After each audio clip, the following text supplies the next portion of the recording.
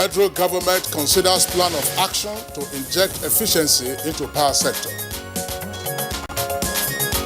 Cannot continue like that. We presented to the council the solution to the problem immediately. Senate bill seeks establishment of Nigerian National Commission against proliferation of light weapons in Nigeria. Violent conflict as witnessed in Niger Delta, kidnapping in the southeast, armed robbery in the southwest, ethno-religious violence on the plateau. House of Reps Committee on Defense assures military of its assistance in ending Boko Haram insurgency. We're going to meet the National Assembly again and do things within the shortest possible time to bring back peace to these very peaceful states. And on Good Morning Nigeria this Thursday, we shall discuss politicization of security part 2. All right, so we begin with sincere apologies for coming on late. Earlier on, about 45 minutes ago, the program started, but we had an audio challenge which our engineers have resolved. So once again, sincere apologies, but we'll take, of course, the intro now to the program, take some highlights of the news, and then get on with the newspaper review before we get into our conversation segment. At the beginning of this week, that was on Monday the 17th, to be precise, Good Morning Nigeria had a conversation on the politicization of security with 3 guests, one of whom was the Senior Special Assistant to the President on Media and Publicity, Malam Garba Shehu. We also had Issa Guso, who is Special Advisor on PR and Strategy to the Borno State Governor. Plus, Ahmad Sajo, a former Commissioner for Information and Strategy in Adamawa State. Sajo had his hometown destroyed by insurgents some years ago. And incidentally, Kingsley and I were presenters on that day, and Garba Shehu, who will again be joining the program this morning, acknowledged that the increased rate of insurgency is still a major cause for debate and concern, despite Mr. President's moves and attempts to end it. He called on Nigerians to come together to say no to support for criminals and criminality in the country. Now, Ahmed Sajo was of the view that Nigeria's security challenges have been democratized and the situation reconfigured by persons infusing their own brand of adverse politics into virtually every situation in the country. He said the focus had unfortunately shifted from criminality meant to be collectively tackled to other mundane political considerations used to manipulate political power. He called for a consensus around right and wrong in the country so that Nigerians can focus on what is right as right and condemn what is wrong as wrong.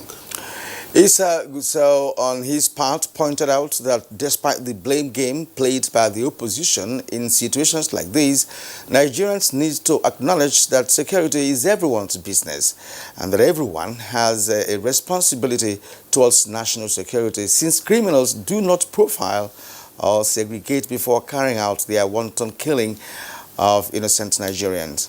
One other issue that came up on the conversation is the social divide between the privileged and underprivileged in the country. Now, the blatant flaunting of wealth in the faces of the poor in the society was condemned with a call for empathy and reconstruction of Nigeria's social relationships. The guests also called for reconstruction of the national security architecture and the increased level of intelligence gathering in the society, not just for known criminals that carry guns and cause insurgency, but also for those that benefit from the activities of the criminals, like the conflict merchants, to be exposed and shamed as enemies of the country. Now, even though the calls for the sack of security chiefs have grown louder, some security experts have cautioned against what they refer to as a security risk on its own because of the current unpredictable nature of insurgency. And as Ahmad Sajo asked, if the current service chiefs are removed, are we bringing in angels to take over? Well, we shall be raising these issues and more with our other guests in the course of the program this morning. And it's on that note, we'd like to welcome you to Good Morning Nigeria again. Our apologies for starting some 45 minutes late. Part 2 of our conversation, of course, is on the politicization of security. My name is Kingsley Osadolo. And I'm Kirian Umaya. It's a pleasure, as always, to welcome you to Good Morning Nigeria, reaching you live on the network service of the NTA. As usual, we have a complimentary segments that will be part of our package, and they include newspaper review, business, and others. For now, let's join Abdulmalik Adio for the morning news highlights. Hello, Abdulmalik. Hello, Kingsley, and hello, Kirian. Good morning. Many thanks for joining us for the morning news. Now, the federal government says it can no longer fold its arms and allow the nation's socio-economic growth potentials to be jeopardized due to inadequate and epileptic power supply in the country. The Minister of Power, Saleh Maman, who disclosed this at the media briefing, said a plan of action aimed at injecting sanity, efficiency, and effectiveness in the sector is under consideration. We presented to the council the solution to the problem immediately. One of the things to tell you is that seamen are here to align between distribution and transmission and also generation, so that at the end of the day, if we generate 13,000, transmission will take the whole 13,000, and then it will now distribute 13,000. So by that time, Nigerian will be happy and everybody will have 24/7 electricity supply to the customers. Now, the proliferation of small arms and light weapons has been a major social problem in Nigeria, which calls for urgent legislative intervention. Reacting promptly, the Senate at plenary considered the bill that seeks to establish Nigeria National Commission against the proliferation of small arms and light weapons in Nigeria. This has fueled violent conflict, as witnessed in Niger Delta, kidnapping in the southeast, armed robbery in the southwest, ethno-religious violence on the plateau, and insurgency operations in the northeast of Nigeria. It is already been taken. The bill is referred to the Senate Committee on National Security and Intelligence to report back within 4 weeks. Thank you very much. Now, demands by federal government agencies that Nigerians applying for social welfare and other human development initiatives of the federal government should provide national identity number as a precondition to access such program has captured the attention of House members. The lawmakers suggested that due to the challenges associated with obtaining NIN, such prerequisites should now be suspended.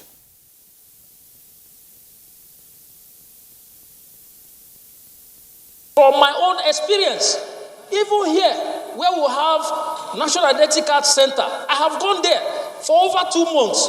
I have not received. This one was even a renewal. Nigerians in diaspora are being prevented in benefiting from opportunities at home because they do not have access to this number. Bureaucracy that is virtually almost impossible to get a card. I don't think we should visit that scene on the citizen. That's what we need to consider. Whose fault is it? Wherein lies the fault? That's the morning news. Good Morning Nigeria continues with Kingsley and Kirian. 20 years of travel and counting. 20 years of promoting tourism in Africa and diaspora. Over 3 million kilometers traveled. Over 30 African countries visited. Explored the diaspora in 4 continents. Connected over 100,000 happy tourists to Africa. Reached over 50 million homes. Igniting smiles across Africa and beyond. As Goge Africa turns 20, we thank you and invite you to join us in the quest for 20 must-visit destinations in partnership with the largest TV network in Africa, the NTA, Ministry of Information and Culture, Ministry of Transportation, Studio 24, Delta Airline, Toll Brokers International. You too can still be a partner. Call the numbers on your screen or info@gogeafrica.tv. Goge Africa, celebrating 2 decades of heritage, travel and tourism. City Hawks. Let's go, guys. Babe. Yeah. Would you please turn on your hotspot? Okay, there you go. My lady, play this ball. Hey, hold this guy down. Password, please. 0808.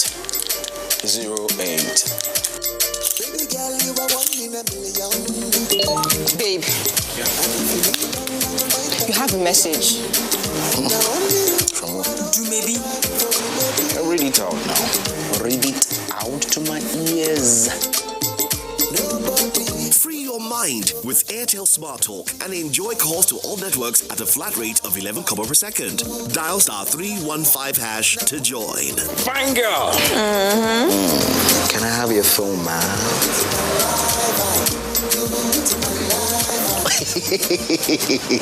Airtel, the smartphone network.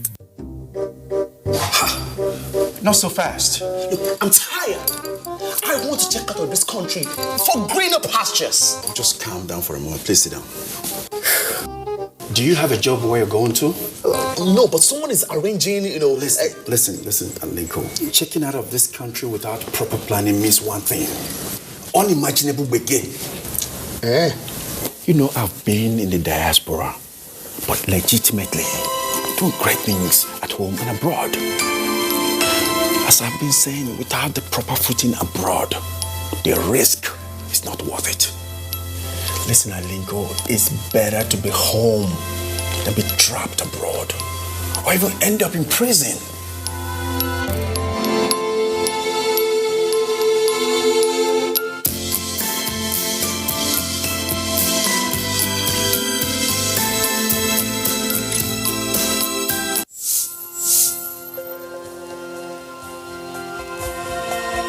My name's Mr.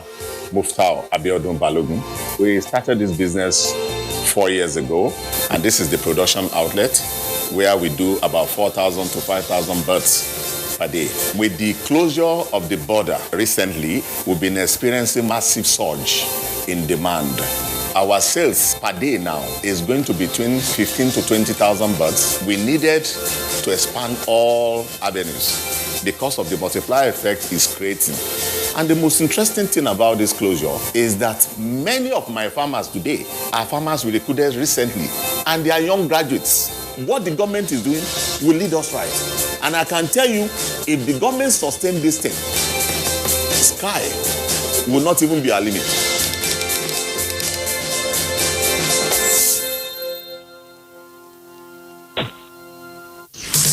Their revenge. Find out as Crystal Palace hosts Newcastle United on the Premier League Live on NTA Network at 3:30 p.m.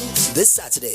The Premier League Live is brought to you by Coca-Cola and Access Bank. Welcome back.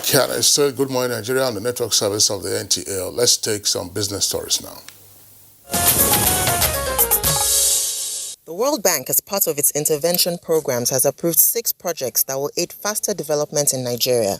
The projects will include improving immunization, enabling a stronger business environment for the private sector, expanding the digital economy to promote job creation, and increasing public and private sector capacity on governance, social, and environmental safeguards. This was stated by the World Bank Country Director to Nigeria and West Africa, Shubham Chaudhry, who explained that the projects focus squarely on delivering better services to Nigerians, ensuring that the country's poorest citizens have access to improved primary health care and more effective social safety nets and services.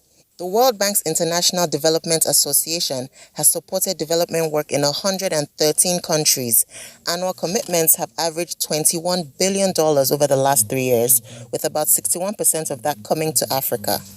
Now let's head to the floor of the Nigerian Stock Exchange to see how the market fared on Wednesday, 19th of February, 2020.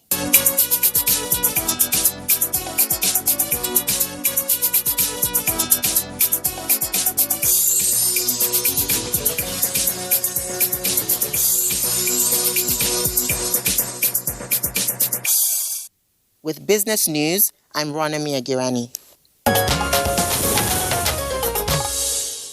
No, Romani, thank you for that report. Newspaper review is up ahead.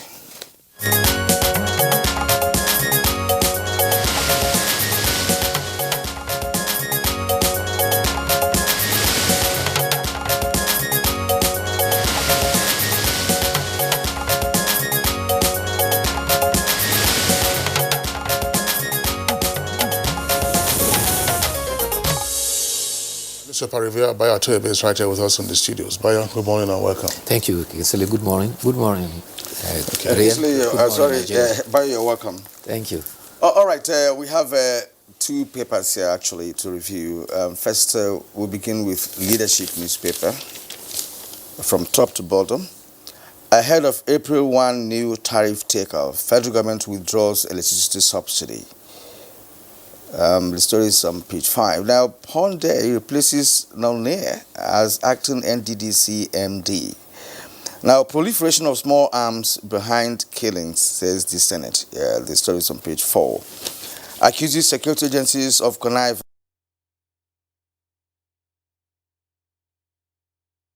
Directly below that, we have Lassa fever, death toll rises to 103, with a rider 63 under surveillance in Lagos. Now, at the bottom, we have a constitution undermining social justice in Nigeria. That's on page 13. Excess crude account revenue drops by $253.15 million in February. It's on page 18. Senate goes after telecom operators over drop calls. You'll get the full story on page 2. Policemen reject 0.7 million naira bribe from cattle rustlers. That story is on page 12 of Leadership newspaper. Okay, let's take a look at the Sun newspaper. The Sun, an earpiece there beside the nameplate says UNICEF rates Nigeria low in Global Child Flourishing Index. The federal government seeks help from U.S. on child labor. That's the writer to that. The lead story says government descends on discos, stops subsidy, brands them failures to decide their fate soon. That story is in greater detail on page 39. And then the photograph there shows some members of the Young Progressives Party having a national peace walk for a greater Nigeria. The walk took place in Abuja yesterday. And then right at the foot of the front page says federal government, states and local governments share over 600 billion naira for January. And AFDB, that's African Development Bank, earmarks $500 million for 4 agro zones in Nigeria. World Bank approves $2.2 billion loan for Nigeria. That's page 2. Insecurity, that's the kicker. Senate indicts security agencies, accuses them of aiding arms smuggling. And police nab suspected killer of Aso Rock director. Ikorodu Nitel land tussle. Septuagenarian, 3 others get bail. It is 4 or 5. Lyle. Thank you, Kinsley. Well, let's start with the issue of disco. The Federal Executive Council, after its meeting yesterday, gave what looks like a yellow card to the electricity distribution companies. And that is to say that they either shape up or give way to a more competent company. The Minister of Power, Salim Aman, indicated that about 1.7 trillion has been spent to support discos in 3 years, but they have failed. When power generation up to about 10,000 megawatts, they are only able to handle 3,000. And of the 3,000 megawatts they handle, they pay for only 1,000 megawatts. So it is either they ship up or ship out. On the side of killings, banditry, kidnapping, and the continuous threat to life, the Senate has surmised that it is due to the proliferation of small arms and weapons. Consequently, Senator Smart Adeyemi led and proposed a bill that has passed second reading yesterday. Based on the bill has now been referred to the Senate Committee on Intelligence and Security, and they have 4 weeks to return to the Senate. It is proposed therein to establish a national commission for small arms. It is in consonance with the ECOWAS status. Lassa fever, Lagos has recorded its first victim. He is not dead, however. He has been put in contagion and he is still being monitored. Meanwhile, 63 persons who are suspected to have been in contact with the person immediately he returned for Ebonyi are also under strict observation. So far, with the Lagos joining the queue now, 26 states now have incidences of Lassa fever. So far, there are 115 confirmed cases and there are 103 deaths so far. The police of the Federal Capital Territory have arrested some suspects in relation to the Directorate Officer Keda of the State House who was murdered in her home in Lokogoma on Monday evening. Some papers report 2 persons Others say it is 1. But the FCT Police Command has warned that speculations in the social media, which are becoming an obstacle to their investigation, that at the appropriate time, the police will brief the public about the correct situation of the information. Yesterday marked 2 years since 109 students were taken away from Government Girls Secondary School, Dapchi, and the Christian Association of Nigeria in Yobe, in a march past from Ekwa Church to St. Mary, carried out a peaceful demonstration calling for her release. The chairman of CAN for Yobe, Filinos Yakubu, said he took solace in scriptures and said that they will fight against you, but you will overcome, for I am with you. Meanwhile, her mother, Rebecca Sharibu, was at Westminster yesterday, where he called on Prime Minister Boris Johnson and the United States to help rescue her daughter.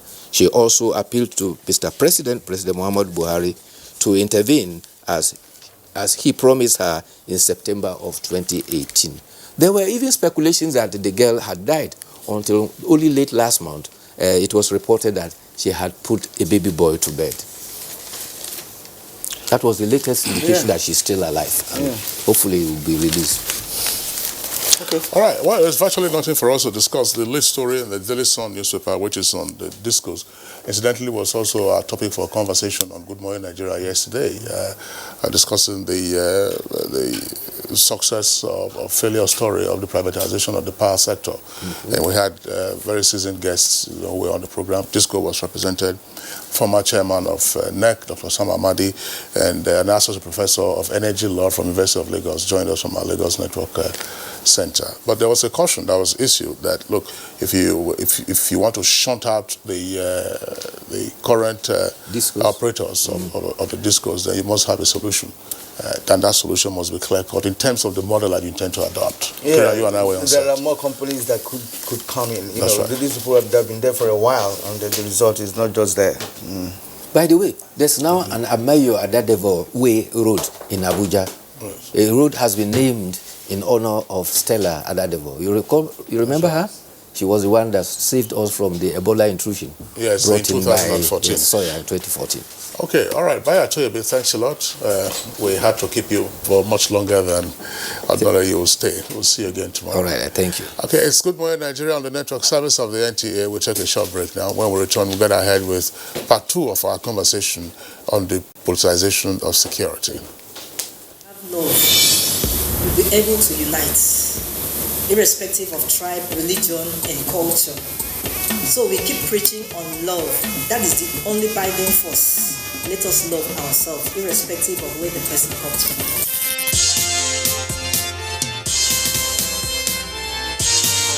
You are about to witness the commencement of the most stimulating and compelling contest on television. This contest is only for the strong, the intelligent, and the talented. Get ready for the Unity Challenge reality TV show. Coming soon.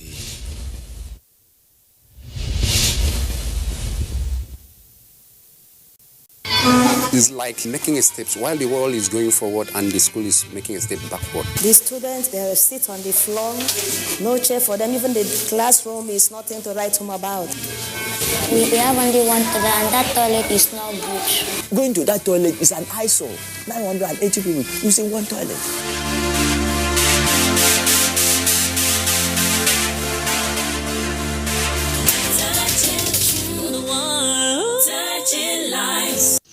New League Live on NTA Network at 3:30 p.m. this Saturday. The Premier League Live is brought to you by Coca-Cola and Access Bank. We thank you for your company, and to set the tone for the part 2 of our conversation on politicization of security, here are excerpts of Monday's discussion as put together by Abdulsalam Jibril.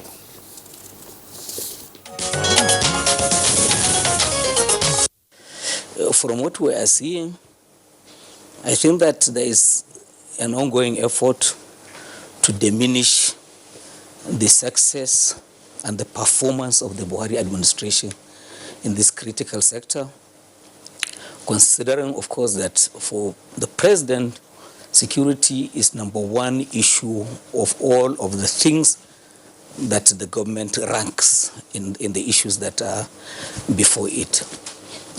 What is the purpose? Perhaps the idea is to divert attention of the government, and so that, of course, mistakes can happen.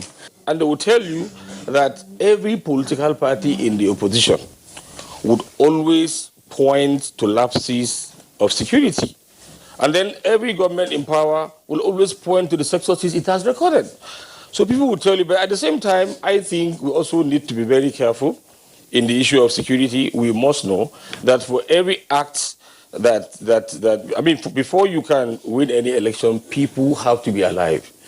People have to be alive before you can. So whatever it is that we are doing, we must try as much as possible to acknowledge that security is every man's business, and we all have responsibilities towards that.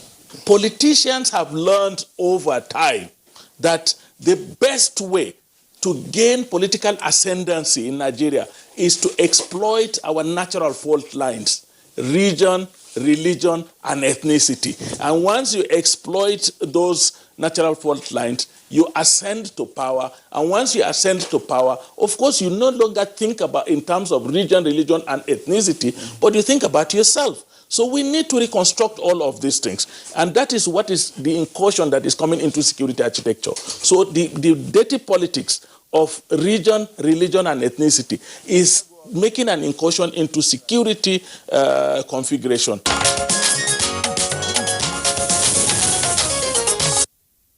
Now, those were excerpts from the conversation that we had in the first part of this topic on Monday. So here with us again in the studios, we'd like to welcome Malam Garba Shehu, Senior Special Assistant to the President of Media and Publicity. Malam Garba, pleasure to have you with us on the program. Thank you. It's always a pleasure. Okay. And three other new faces who are joining us. Amongst them is Vince Onyekwelu, is a security expert. Pleasure to have you with us, Vince. Good morning. All right. And we also have General Ahmed Tijani Jibril. He's a former Director of Military Intelligence. You're welcome, General. Thank you very much for the opportunity. And from our Lagos studio, we have Ola Ekomu. He is a security expert. And Ola, good morning and welcome to the program. And welcome to the program. Thank you, Mr. Kiran, for having me. All right. Gentlemen, once again, we'll welcome you. Of course, the time for the conversation is a bit abridged. But let's begin with General Jibril. Of course, we've had you as a guest on Good Morning Nigeria whenever we are discussing security issues. But in recent times, you have also picked up, as they say, the vibrations in terms of comments being made with regard to the security and the key operatives who are handling our security. What do you make of the general atmosphere as we seek to battle with either insurgency, banditry, or kidnapping for ransom? Well, first of all, it's very important we appreciate the fact that when you are in democracy, there is hardly anything that will pass without people making their own observation and comments, and they are free to do so. But it's better before somebody makes comment on something, try to understand exactly what it is.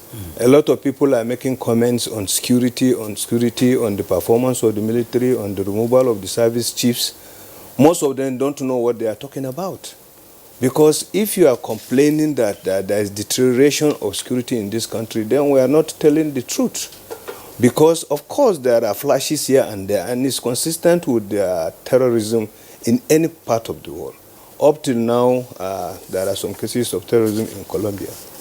Despite over 5 decades of fighting it, Pakistan is there. We go to Afghanistan, is there. So all these things are things that are consistent with fighting terrorism. So because an attack comes at Auno, an attack here and there, does not mean that a lot of successes have not been achieved in the past. We first of all have to look at from where we came from. 2015, if you look at it, it was a terrible situation in this country. There is hardly a day that will pass without any news of bombing here and there. If it is not at Madala, it is at Nyanya, it is at this day, there's police headquarters. There is hardly a day that will pass we don't hear attack at motor parks, police stations, and so on and so forth. People in the north who are Muslim find it difficult to wake up in the morning and go and pray. Even important congregations at Friday prayers in some places were not allowed because of fear of one bombing or the other. So if we arise from there,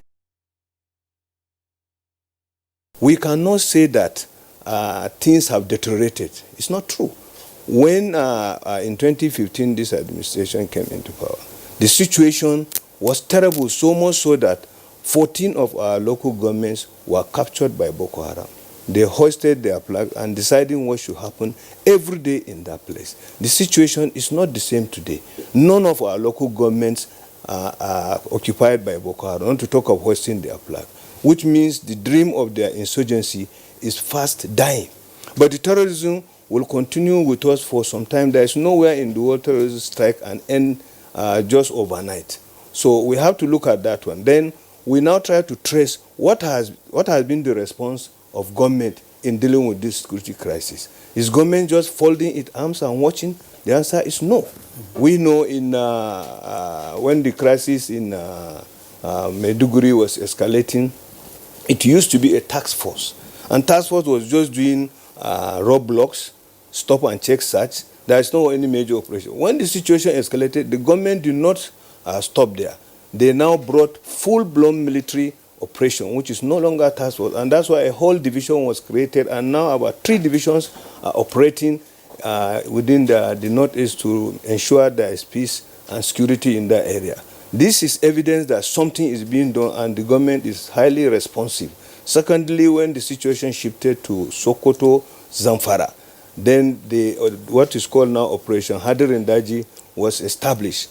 And it started from a battalion strength to brigade strength. Now more than a division is stationed in that area, trying to restore peace and security in the area.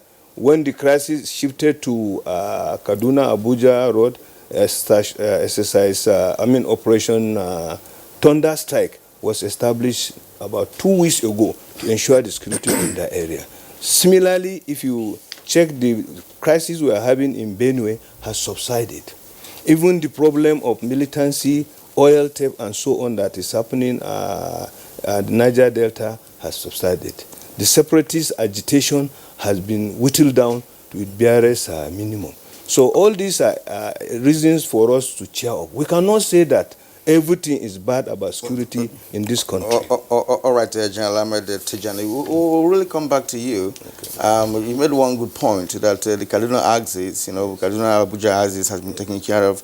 But Lokoja Abuja is of course gearing up, because the recent report. We are going to come to that, because of the conversation. But for now, let's go to Vincent Onyekwelu. Vincent, the concern here is that politicians are making comments, on the security matters, comments that appear to be detrimental to the fight against insurgency and other criminalities.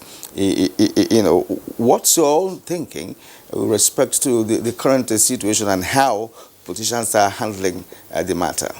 Yeah, I think anybody who says that politicians are making such inciting statements probably is correct. And when I say politicians, everybody inclusive, whether it's the ruling government or political party or the opposition political parties, they're all involved. Because at the end of the day, we need to make comments that could help to solve our problems, not comments that will help to add fuel to the problem. Even our elites too, the elites of the society, non-politicians are also adding flame into the problems also. So I think it goes across board, whether it's pro-government groups or opposition groups, they're all making inciting statements one way or the other. I've seen news reports where the APC have accused the PDP of politicizing the security problems. I've seen reports where the PDP has also accused the APC of inciting politicizing the security problems. So at the end of the day, it's across board. But the question we have to ask ourselves, what are we doing to our beautiful nation? Are we trying to solve the problem? Are we trying to ignite the problem? However, is there genuine concern of people to say that we have serious challenges in Nigeria insecurity. Yes, there are genuine concerns. Anybody who says there are no genuine concerns is not being truthful to themselves. Number one, you can hear about people dying left, right, and center. Number two, you can hear that even the criminals are not even always arrested. Most of the time, they are not arrested. They disappear into thin air. Number three, those few that are arrested, after some time, are released back into the society. Now, you need to understand that one of the most critical points of terrorism in the country is how you manage the criminals arrested. If you put criminals in the wrong side of prison with poor monitoring, others can radicalize them. It's like when you bring a child of 20 years or 19 and put them inside where you have hardened criminals. At the end of the child comes after 1 year, he becomes more hardened. So the way we manage our so-called de-radicalization program is very poorly. What do I mean by that? The victims, the indigents in these societies that have been chased away from their communities are somewhere in IDP camps having a very tough life. The victims killed, our gallant soldiers killed, they are dead. Their wives are widowed. Their children are fatherless. And at the end of the day, we'll release the same criminals through this rehabilitation process back to the community. Oh yes, we've had problems that these are non-combatant people. These are the ones that we are forced to supply materials and all those things. But if you check the human rights report about this, most of the court cases that these guys were involved in was very fraudulent. It was very poor due process. What do I mean by that? There was a case whereby a soldier was meant to become an interpreter in a law case of a terrorist. A soldier had to come and speak Kanuri because there was no due process to bring professional interpreters to do their work. There was a case, a Ministry of Justice prosecutor was meant to come to become a witness in Hausa to a terrorist because there was poor provision of interpreters to do this. There are cases, many cases, someone has been asked to go home. We've checked you, you're not a terrorist. The court have said go home. The person was brought back again to the same court again and they were found guilty. There are cases whereby somebody has been in detention for 4 years and was now found to be innocent. Send him home. The army takes person into a rehabilitation center. 4 years in detention. And he said, you've been dismissed, go home. The army takes them back to... So we are saying that the rule of law, international standards has to be followed. If you're found innocent, release them home, support them. If you're found guilty, punish them. But in a society whereby we don't have many cases of those found guilty, some of them are 20 years in prison because of what? Their evidence in court was relied on confessions they said to have made. Now remember, the army has been accused, whether wrongly or rightly, of using tabe. That method where they put hands in the back and tie you down. People make some level of confessions. So you cannot rely on a criminal's confession based on whether it was fairly gotten or ill-gotten. You have to bring witnesses. Victims have to come to court to testify against, bring their evidences. So the bottom line is the system of taking these men to court is flawed. The system of taking care of those criminals is like they are giving a soft landing. And many Nigerians are hurting why they get soft landing. But our soldiers that are killed are dead. Their families are fatherless and their wives are widowed. So I think we need to do more. But in all, I think we need to give respect to the Mr. President. Obviously, because he's a retired army general, a lot of people expected more from him. I think he's doing his best. We need to support him because all too much criticism is wrong. He's doing his best. When it comes to the army chiefs, I think, from my own personal opinion, leave the Navy air staff man out of it. He's not involved in this. The IGP of police, he just came into power. I think the focus should be on the chief of army staff and the chief of air staff. If these two of them have done their job critically correct, but the chief of naval staff hasn't done much because it has to do with Navy. The police officer has done more because look at the murderers of the woman on this week, Monday. He's been arrested. We have a name of the suspect arrested. But most of the cases of the army, we don't have names. All we hear, Boko Haram was repelled, 250 were killed. We don't even see who were killed. Listen, last year, a man was arrested in the USA because he was in a terrorist camp in Afghanistan in 2000.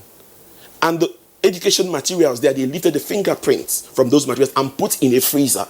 After 19 years, he came to the USA illegally or legally. During interrogation, they put his fingerprint on it and said, wow, this same fingerprint, we don't know who owns it, but he was in a terrorist camp in 2000 in Afghanistan, emerged together. Then I said, ask question, where were you in 2000? So the bottom line, our system does not leave fingerprints. Forensics is poor in Nigeria. Litigation is poor in Nigeria. So people have the right to say things are not going right. All right, Vince, thanks a lot. I mean, you've raised a potpourri of issues. Let's go over to Dr. Onai Homo, who is also one of our regular guests on security considerations. Dr. Onai Homo, you've listened to the guests. Again, I want to throw this question to you. Give us a sense of what you make of what some would say is the dean of opinions with regard to the security situation in the country and how to effectively deal with the security situation, in particular, the role of the service chiefs and what else we need to do.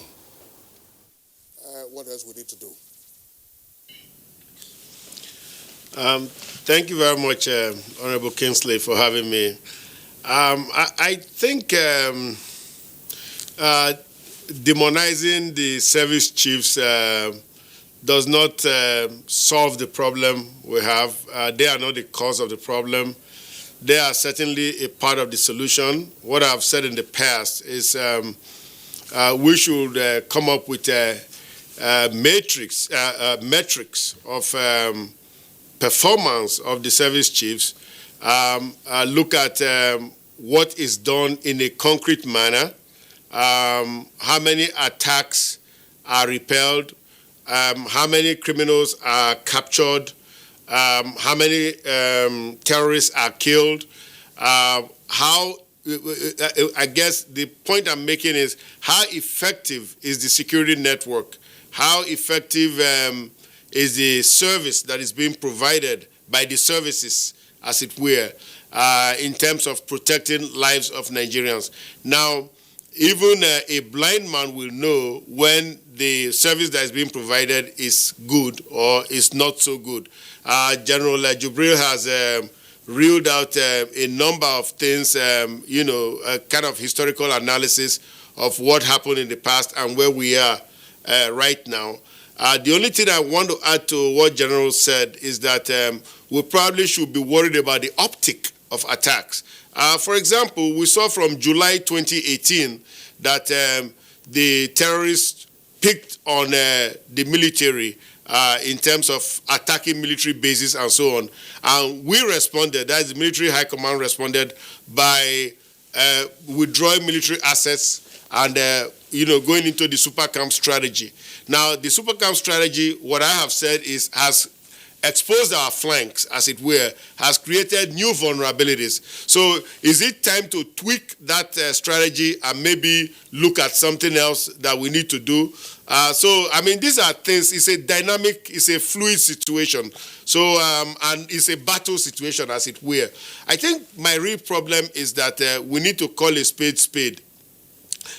What do I mean by that? We are in a war situation, and we should just recognize that we are in a war situation and deal with it as such. But what it is we kind of are exhibiting what the previous administration did in being tentative with this crisis, in saying, oh, they are my brothers, or no, we are just playing with them. I mean, you're not playing. This is not kid gloves. These people are killing people. They've killed...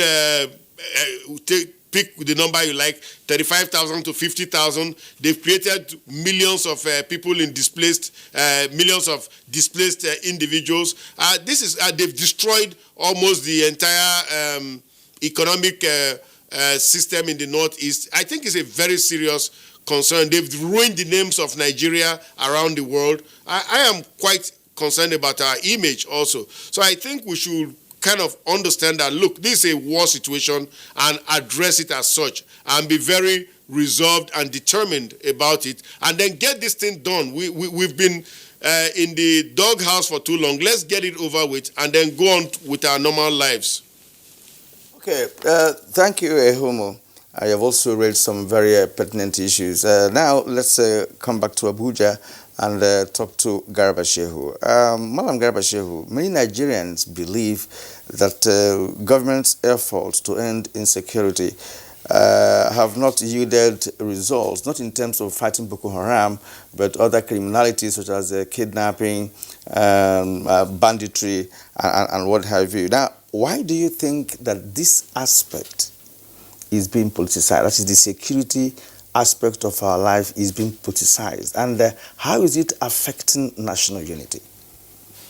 Well, it's very easy to see how it is being politicized because it is cheap for the opposition to take away the narrative from government, to change or shift conversation from the issues about which they are not, happy with, they're not confident about. So perhaps in their view, why can't we make security, national security, as the issue for the election, the next election? Because when we won in 2015, the issues were different. Yes, security was present, but the issue of corruption and mismanagement of the country were foremost. Now, but obviously there are beneficiaries of all of that. So they are not comfortable that these are the issues of the day. And so therefore, by focusing, moving attention from all of those issues, so they're taking away the narrative from you. Now, you raised a pertinent question. Why is the perception that that Nigerians think that we are not achieving or have not achieved as much as is because I think for the most part, either some people don't pay attention or there is a fog of information that is cast over the eyes of Nigerians. When you listen to the news, television news and the radio news, and perhaps, please don't think this is about NTA, some of the adjectives you hear repeatedly is Nigerians are talking in increasing insecurity. Every time people are talking about, but even where there is a decrease, people are unprepared to see. I'll give you one or two examples. In Katsina, we had this incident a week ago, over the weekend, when about 31 persons were killed. And this was coming after 7 months of relative quiet. So as long as it was quiet, nobody was watching anything. Now, whether anybody agrees with me or not, there is a huge mop-up now of illegal weapons going on in the country. Only recently, arrests are going on syndicates that deal in arms importation and sale of them. And I'm sure the police will be talking about this shortly. But you can say, and quote me, that the situation in the South is South largely stabilized. Southwest, mostly stabilized. And all of the efforts that are going on, you talked about, away from Boko Haram. Zamfara, calmness is there, Sokoto, and Kaduna. There are intrusions of accidents and the incidents. Nobody denies that. And there are challenges that are being dealt with. But the idea of giving a total picture of hopelessness, and I must say, I come from the media. I know that the media, for the most part, are also complicit in all of this, because people are concerned about the sale of the copy or the huge following they are generating online, because that also generates money on all of that. But these things are backfiring because Boko Haram, the terrorists, they want to take advantage of all of these things. In fact, Boko Haram, from their clear strategy, they want to spark a war between Christians and Muslims in this country, and we shouldn't help them. Okay, Malagaba Shehu, thanks a lot. Back again to General Jibrin. I mean, one of the points that Malagaba Shehu talked about has to do with media representation of security incidents. Is it necessarily the case that on account of the easy availability of social media and posts that are almost contemporaneous with incidents, that people tend to get an impression that, look, all is not well all around them?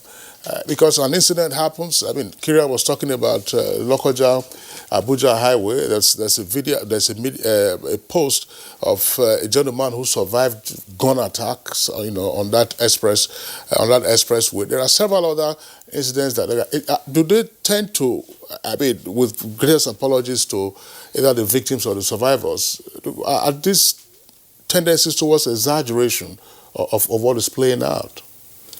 Yes, if you don't mind, the three previous speakers touched on some vital area of military operation, which was scratched over. If you don't mind, I can shed light on what we call our Operation Safe Corridor, which the gentleman... All right, please proceed, yeah. Then I will talk about the super camp, which is a military strategy. What he's talking about, that people are being released who are accused of perpetrating one criminality or the other during the fight, is all arranged under what is called Operation Safe Corridor. There is hues and cries from especially human rights organizations that people are being detained unnecessarily for too long, are being tortured, and so on and so forth. So the military find it necessary to open this safe corridor. Those who surrendered and those who are captured and those who are involved in non-kinetic aspect of the military, fight, those people, they go through a well-structured program with specialists and experts inside on religion, language, and so on. They go through a period of training to de-radicalize them, so that they can now be made to join the society. I thought that is what the civil society organization and all the human rights organizations are talking about. Why keep them? They are no longer fighting. They have already surrendered in one way or the other. They are now non-combatants. So why keep them? They have to be released in one way or the other. The trial is a matter of justice. It's not the military. It's not the military that will go and try them.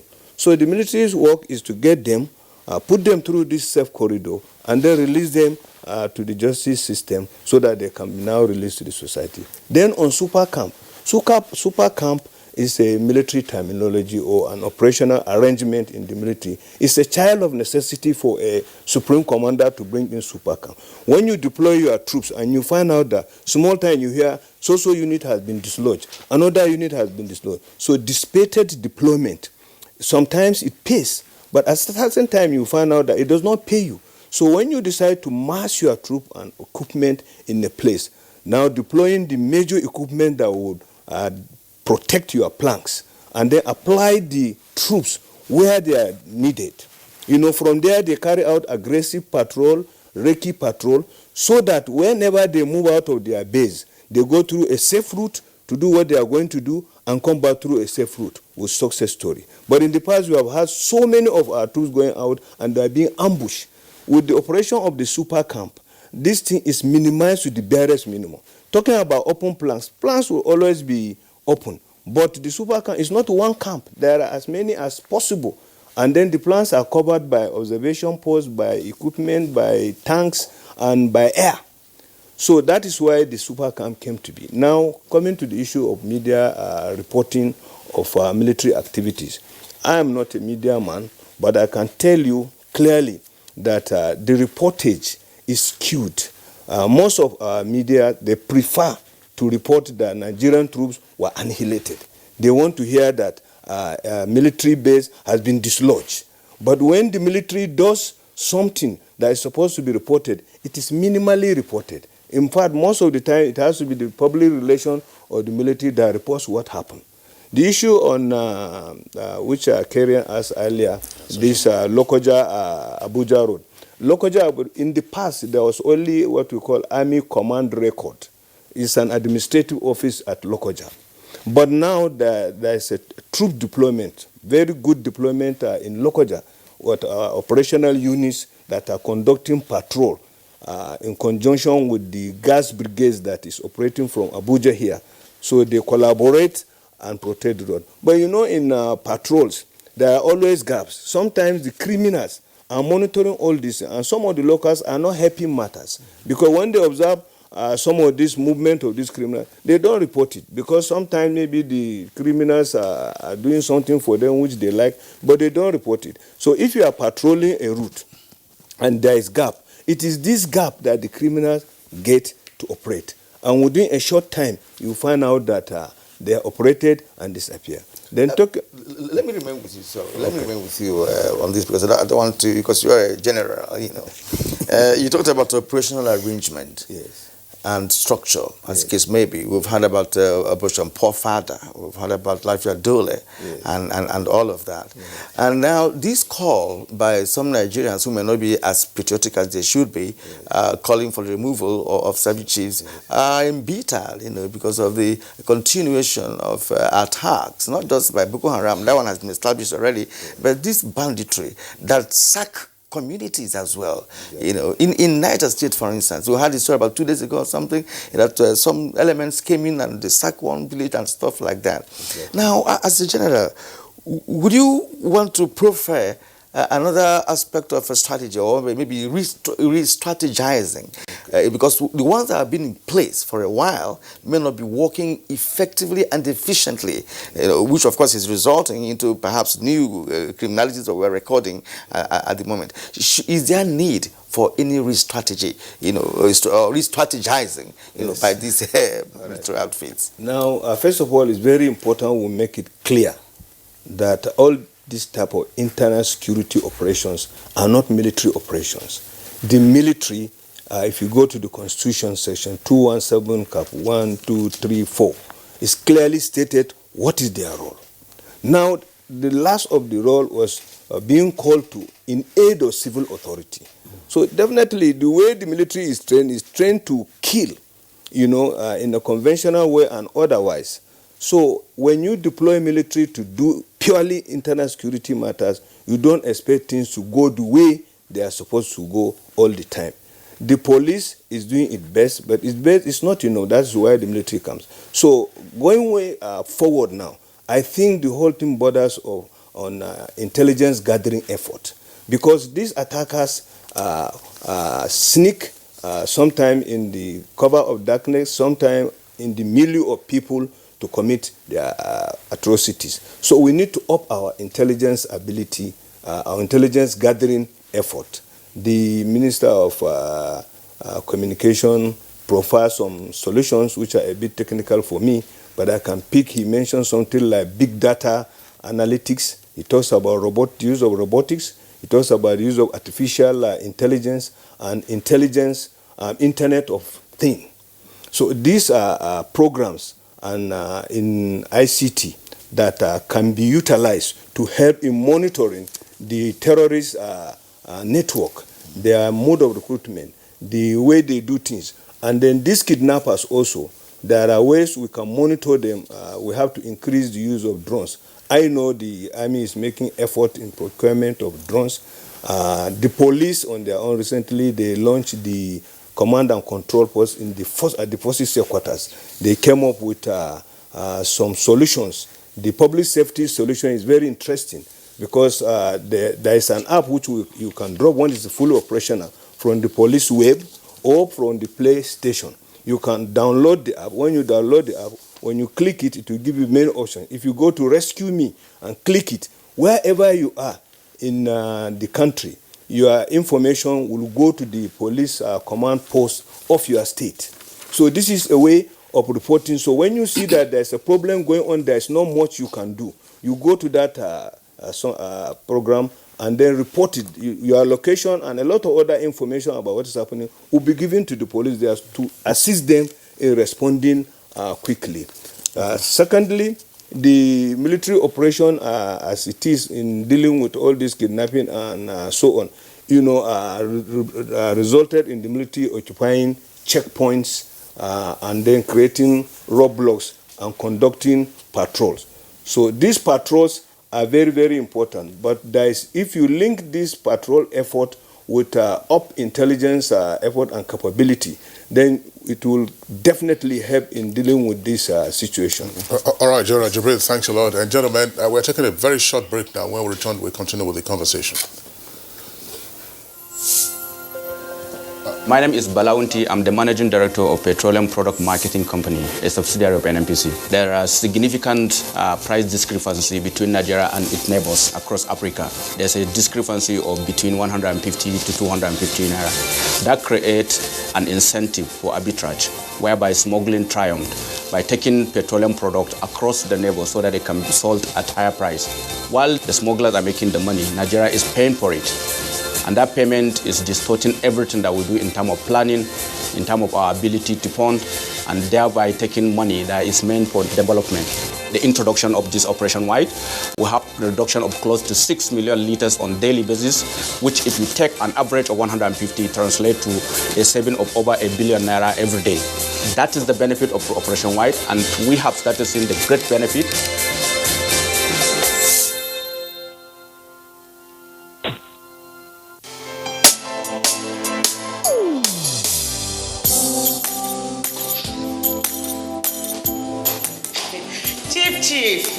Good morning, sir. You are here already? No, now my spirit day, my body day for house. What kind of question is that? Were you not the one that fixed this meeting for 8 a.m.? You are now coming by 10 a.m. and start asking me job question. But Chief, now, I'm sorry. Don't you also go late for meetings sometimes? You know now, African time. No more African time. And no more pancaking of face during office hours. At the end of the day, we will lose valuable time. We will not make progress. If we want to move this nation forward, we must treat business as business and respect time. Change begins with me. Thank you, sir. I'm sorry. Can we go for the meeting now, Chief? Better. This message is brought to you by the National Orientation Agency in conjunction with the Federal Ministry of Information and Culture. Newcastle Live on NTA Network at 3:30 p.m. this Saturday.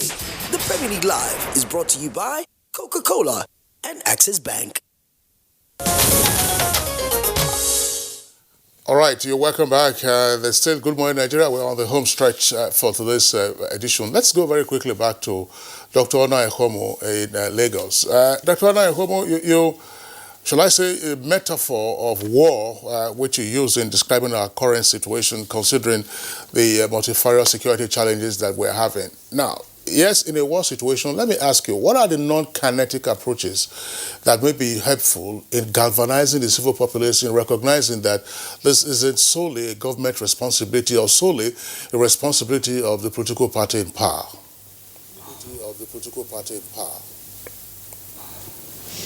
Yeah, thank you very much, sir. I think, well, certainly we need to bring in force multipliers. Let's go, yeah, I think it's a non-kinetic approach, just like you described it. Let's use force multipliers in the form of, like General has described it, intelligence from the locals. But when you say intelligence, you must have some kind of a structure for that intelligence, how it's going to flow into the authorities, how it's going to be analyzed, how they're going to capitalize on it. And now, there must be a lot of outreach to the public. Take what's happening in ISWAP zone in the Lake Chad Basin area. ISWAP is running what you call benign jihad out there. They are taking care of the populace, and so the populace, they are giving them cover. And so, you know, we need to understand also that, yes, we are government, but we must work in the mold of let's say some governors in the Northeast, I'm not going to name any names, who are really working very hard to try to soften the blow of the difficulties of war. And Honorable Kingsley, I'm not using the term war metaphorically. In the Northeast, we actually have a shooting war going on there. So we need to recognize that. So I think that's another thing. We need to stop being in denial also. We need to recognize the realities that we live in, stop being in denial, and then perhaps from time to time tell the truth to our publics. I think one thing that's missing also in the whole equation is statistics. We need to share statistics of what is actually happening with our people, because this is how you can correctly tell me that there's a decrease in let's say, kidnapping, or there's an increase in kidnapping. Now, if there's an increase in kidnapping, what do we do about it? And if there's a decrease, then perhaps we should applaud the government. But in the absence of statistics, social media will take over, and innuendos and conspiracy theories will go wild. So that's what we are saying here. So the messaging is very poor, and it needs to be fixed up. Okay, thank you. Back to Abuja. Vincent, you know, when we talk about non-kinetic approach, as Kingsley, tried to posit, what should be the role of traditional rulers? Because in this country, where we always have issue of a constitutional amendment and what have you, there are critical areas that seem to be left untouched. Because in the last meeting held by traditional rulers in the southeast of Nigeria, their focus is on how can they be empowered to see how they can secure their domains, including the bushes and forests around them. Because the locals know the tracks, the locals know what happens. But when there is no authority, for you to, establish, then nothing happens. So in your thinking as a security expert, do you think that is necessary at this point in time where, of course, the majority of the crimes being committed are in the hinterland? I was opportuned to have passed through one of the best police academies in the world. That is the Peel Academy in North London. Robert Peel was the first British Prime Minister, so that's why it's called the Peel Academy, and arguably the best police academy in the whole world. Now, as a British police officer, we understand the importance of community policing and neighborhood watch groups. And I think we need to give kudos to Mr. President, who has actually supported the idea of community policing. We've also have to give kudos to the IGP of police, who has supported the idea of community policing. And I think in the Southwest, with the idea of traditional rulers asking to be given more authority. And I think the idea of an Enugu state governor to set up forest guards is actually a way to look at these ungoverned spaces, which is one of the problems we are still having in the Sahel region of Africa. So I think the rulers, the traditional rulers, need more support. But we still have to hear them out. What do I mean by hear them out? You look across Nigeria, if you test people's, there's a research done on the social media lately about this issue of service chiefs, if they should stay or if they should go. Unfortunately, most people say that they should go. And we're in a democracy. Government of the people, by the people, for the people. So the people were mentioned 3 times in this.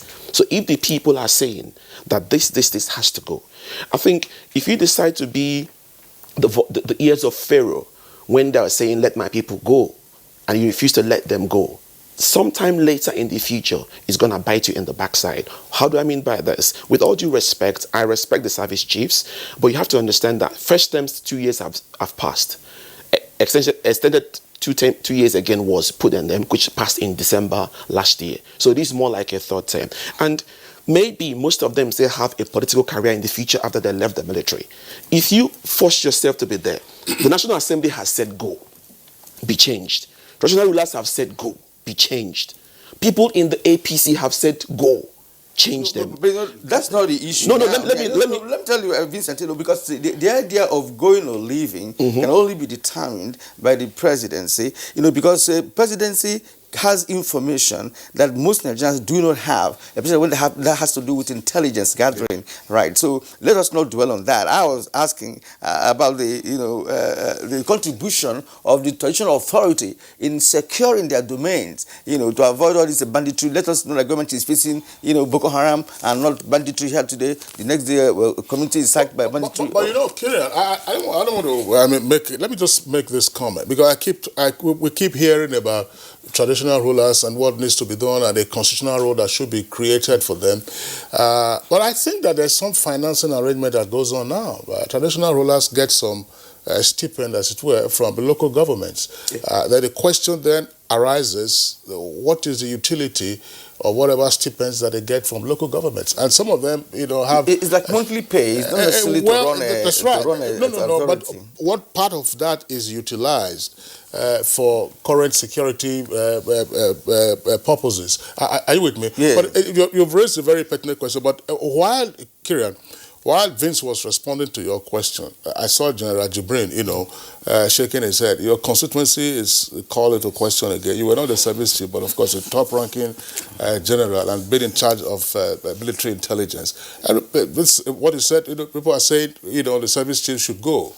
What is your thought on this? Okay, we have to understand what it is to be a service chief and why a president would decide to appoint somebody a service chief. The issue of tenure is not important at that level. Things that must be important is what is currently happening that the service chiefs are dealing with. Now, if you say removing them, why do you want to remove? Are they the ones that cause the problem?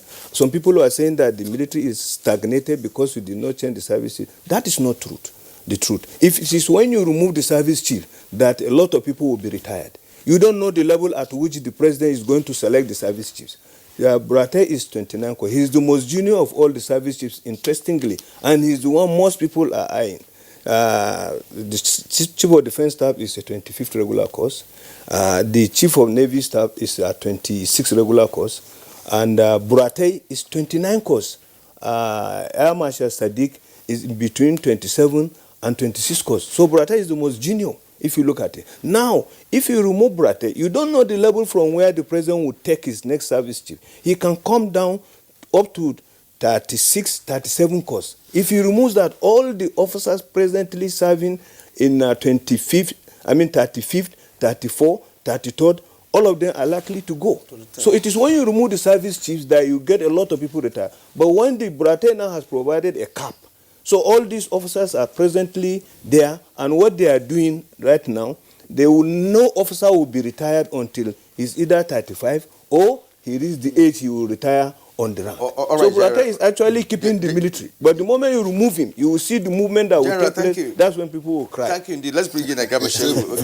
Your final thoughts. Well, just quickly, also double into this matter of the service and the blame on them. Last week or so, and I'm not going to mention the state, a given community was ravaged, people killed and burnt. And from the intelligence that came forward, it is the fact that they had an altercation with herders in the forest, and they had impounded motorcycles and the guns from them. All entreaties upon them to release these things to the law enforcement agencies. They were adamant to make way for peace until these people mobilized, came back and attacked them. Where was general? Why would anybody blame service chiefs for this kind of? Communities have to be stakeholders. All right. Finally, then to say, I think that we need to reinvent the spirit of nationalism in this country. This country belongs to all of us. Well, sorry, we are overpressed now for time. We'd like to thank those who sent in their tweets, Kirian. We were unable to take those tweets. Ibrahim Bodo Haji, Adekule Olayemi, Wongugu Silvanos, Bashiru, Thomas Mbagon, Gabriel Kambai, and Pen Praise. We'd like to thank you all for your contribution, still aligned with the conversations that we'll be having in the studios here, plus your other ideas. On that note, we'd like to appreciate our 4 guests. It's been a pressure cooker, but your ideas are also highly appreciated. Dr. Ona Ekomo from Lagos, thanks a lot for being around. Vince Onyekwelo here in the studios, thanks a lot for being around. Malam Gabashehu, appreciation. General Jibrin from Nigeria and North Sudan, thanks a lot for being with us on the program this morning. Very much for doing All right, so we thank you for being with us on Good Morning Nigeria. We're back tomorrow, same time, 7 o'clock in the morning. I'm Kingsley Osadolo. And I am Kieran Umaya. Thank you for being part of the show. See you again.